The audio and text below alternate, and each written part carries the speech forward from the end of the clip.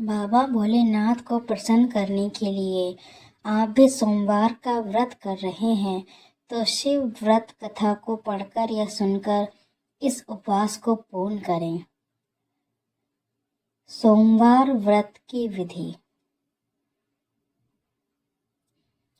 नारद पुराण के अनुसार सोमवार के व्रत में व्यक्ति को प्रातः स्नान करके शिवजी को जल और बेल पत्र चढ़ाना चाहिए तथा शिव गौरी की पूजा करनी चाहिए।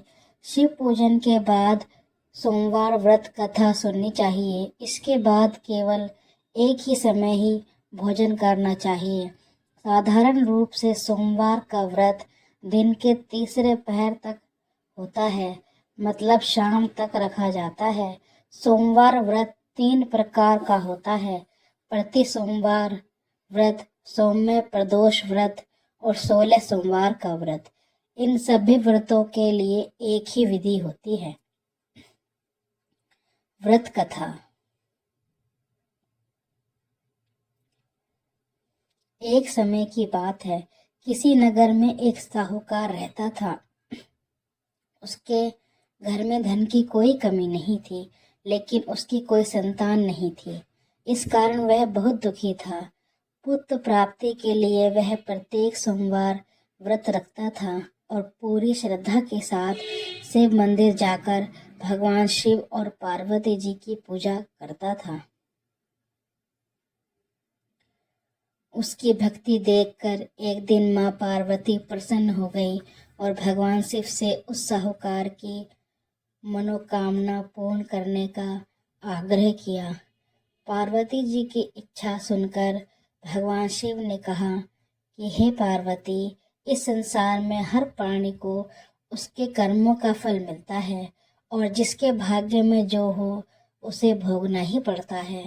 लेकिन पार्वती जी ने साहूकार की भक्ति का मान रखने के लिए उसकी मनोकामना पूर्ण करने की इच्छा जताई। माता पार्वती के आग्रह पर शिवजी ने साहूकार को पुत्र प्राप्ति का वरदान तो दिया, लेकिन साथ ही यह भी कहा कि उसके बालक की आयु केवल 12 वर्ष होगी। माता पार्वती और भगवान शिव की बातचीत को साहूकार सुन रहा था। उसे ना तो इस बात की खुशी थी और ना ही दुख। वह पहले की ही भांति शिवजी की पूजा करता रहा।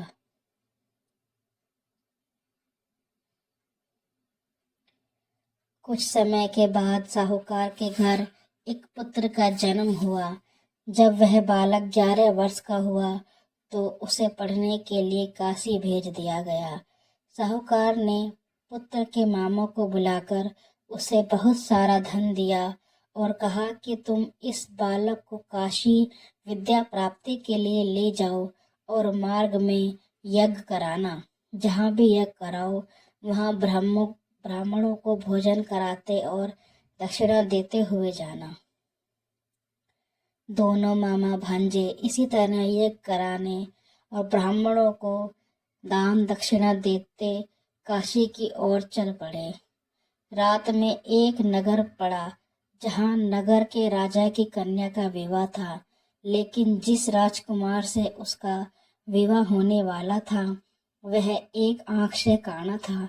राजकुमार के पिता ने अपने पुत्र के काना होने की बात को छुपाने के लिए एक चाल सोची।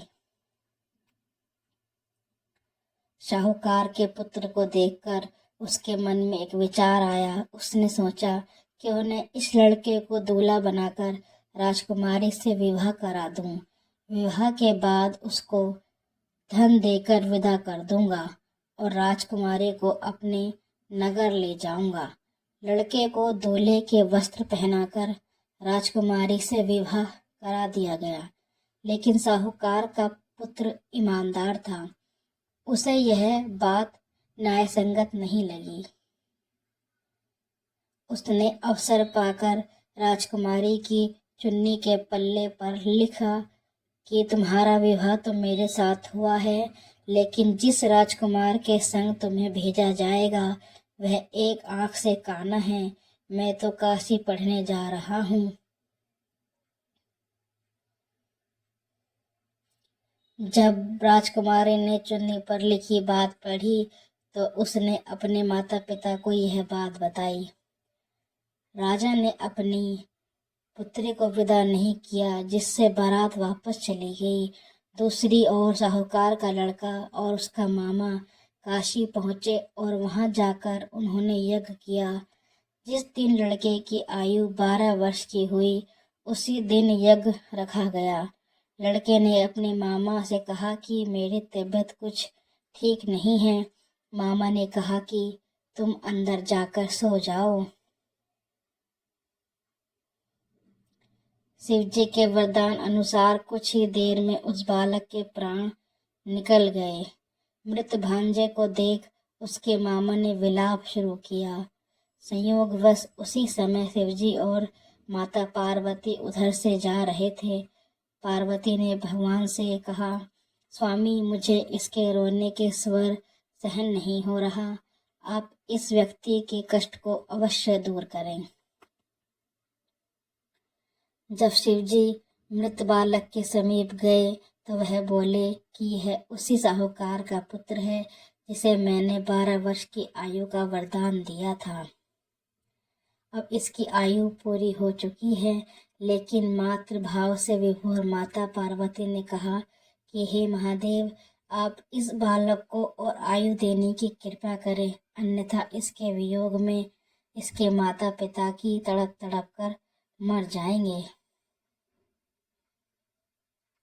माता पार्वती के आग्रह पर भगवान शिव ने उस लड़के को जीवित होने का वरदान दिया। शिवजी की कृपा से वह लड़का जीवित हो गया। शिक्षा समाप्त करके लड़का मामा के साथ अपने नगर की ओर चल दिया। दोनों चलते हुए उसी नगर में पहुंचे जहां उसका विवाह हुआ था। उस नगर में भी उन्होंने यज्ञ का आयोजन किया। उस लड़के के ससुर ने उसे पहचान लिया और महल में ले जाकर उसकी खातिरदारी की और अपनी पुत्री को विदा किया। इधर साहूकार और उसकी पत्नी भूखे प्यासे रहकर बेटे की प्रतीक्षा कर रहे थे। उन्होंने प्रण कर रखा था कि यदि उन्हें अपने बेटे की मृत्यु का समाचार मिला तो वह भी प्राण त्याग देंगे, परंतु अपने बेटे के जीवित होने का समाचार पाकर वह बेहद प्रसन्न हुए। उसी रात भगवान शिव ने व्यापारी के सपने में आकर कहा, हे सृष्टि, मैंने तेरे सोमवार के व्रत करने और व्रत कथा सुनने से प्रसन्न होकर तेरे पुत्र को आयु लंबी प्रदान की है। इसी प्रकार जो कोई सोमवार का व्रत करता है या कथा सुनता है और पढ़ता है, उसके सभी दुख दूर होते हैं और समस्त मनोकामनाएं पूर्ण होती हैं।